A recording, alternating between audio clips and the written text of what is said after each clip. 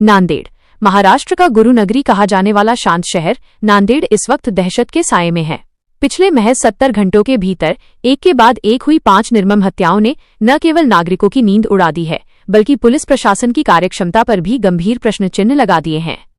सरेआम हो रही इन वारदातों से ऐसा प्रतीत हो रहा है जैसे अपराधियों के मन से कानून का डर पूरी तरह समाप्त हो चुका है।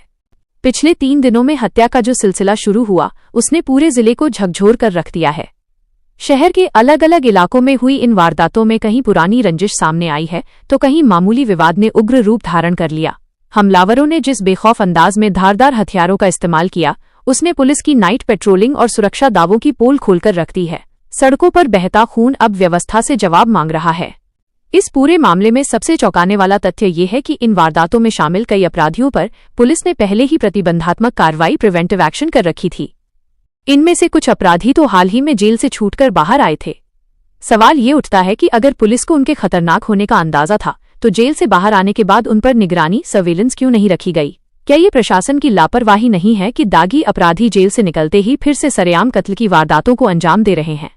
शहर में ये चर्चा जोरों पर है कि इस बढ़ते अपराध के पीछे पुलिस विभाग के भीतर ही कुछ काली भेड़ें मौजूद हैं। स्थानीय सूत्रों के अनुसार पुलिस के खुफिया विभाग डीबी के कुछ कर्मचारियों का 2 नंबर के कारोबारियों, सट्टेबाजों और गुटखा माफियाओं के साथ गहरा दोस्ताना है। जब कानून के रखवाले ही अपराधियों के साथ बैठकर खाना पीना और महफिलें सजाएंगे तो अपराधियों में कानून का खौफ खत्म होना स्वाभाविक है। यही वजह है कि जेल से आने के बाद भी इन अपराधियों को पुलिस का कोई डर नहीं सताता। गंभीर आरोप लग रहे हैं कि पुलिस और अपराधियों के बीच ये साठगांठ अब सूचनाओं के आदान प्रदान तक जा पहुंची है।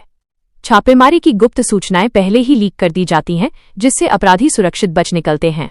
इस कमीशन और सेटिंग के खेल ने न केवल ईमानदार अधिकारियों के मनोबल को तोड़ा है, बल्कि अपराधियों को ये भरोसा दिला दिया है कि वे जेल के भीतर हों या बाहर, कानून का चंगुल उनका कुछ नहीं बिगाड़ पाएगा।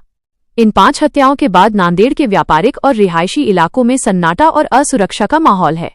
स्थानीय नागरिकों का कहना है कि महज प्रतिबंधात्मक कार्रवाई के नाम पर फाइलें भरना काफी नहीं है। जब तक पुलिस विभाग अपने भीतर छिपे उन कर्मचारियों पर कठोर कार्रवाई नहीं करता जो अपराधियों के साथ जुगलबंदी कर रहे हैं, तब तक नांदेड़ की सड़कों पर खून बहना बंद नहीं होगा। नांदेड़ की वर्तमान स्थिति पुलिस प्रशासन के लिए एक वेकअप कॉल है। यदि समय रहते खाकी ने अपनी साख वापस नहीं पाई और अपराधियों के साथ साथ उनके संरक्षकों पर गाज नहीं गिरी तो शहर की शांति पूरी तरह भंग हो सकती है। शहर और आसपास की हर ताज़ा खबर से अपडेट रहना चाहते हैं?